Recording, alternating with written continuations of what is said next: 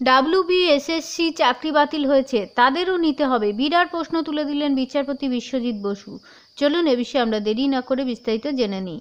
কার নির্দেশে super numeric post? রাজ্য ও এসএসসির কাছে জানতে চাইল Kolkata high court. Super numeric post নিয়ে রাজ্যের নির্দেশ নিয়েই এবার প্রশ্ন তুললেন কলকাতা হাইকোর্টের বিচারপতি বিশ্বজিৎ বসু। আগামী সোমবারের মধ্যে এ ব্যাপারে রাজ্য এবং এসএসসিকে কারণ দর্শানোর জন্য কিন্তু নির্দেশ দিয়েছে আদালত। মেধা তালিকায় নাম রয়েছে, অথচ চাকরি পাননি এমন প্রার্থীরা দীর্ঘদিন ধরে আন্দোলন করেছিলেন।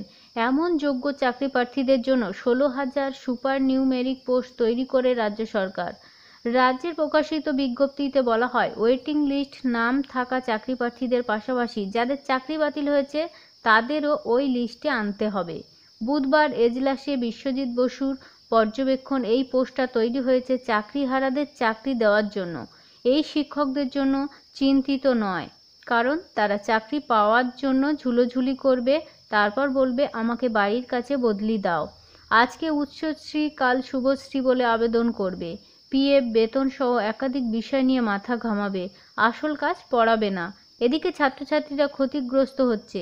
রাজ্যের অ্যাডভোকেট জেনারেল কিশোর দত্তের উদ্দেশ্যে বিচারপতি বলেন, আমি এই ধরনের মামলা শুনি তো বুঝি, ওদের একটা সিম্পল ম্যাথ টেস্ট নাও, দেখবে কি ফল করে। এজি বলেন, এই পোস্টটা তৈরি হয়েছে ওয়েটিং লিস্টের ক্যান্ডিডেটদের জন্য। তখন বিচারপতির প্রশ্ন তোলেন, তাহলে এই পোস্টের বিজ্ঞপ্তিতে কেন লেখা ছিল ওয়েটিং লিস্টের ক্যান্ডিডেটদের পাশাপাশি যাদের চাকরি বাতিল হয়েছে তাদেরও এই লিস্টে নিতে হবে? এই সিদ্ধান্ত নিতে কার কার অনুমোদন লাগে? কী জন্য এই সিদ্ধান্ত নেওয়া হলো?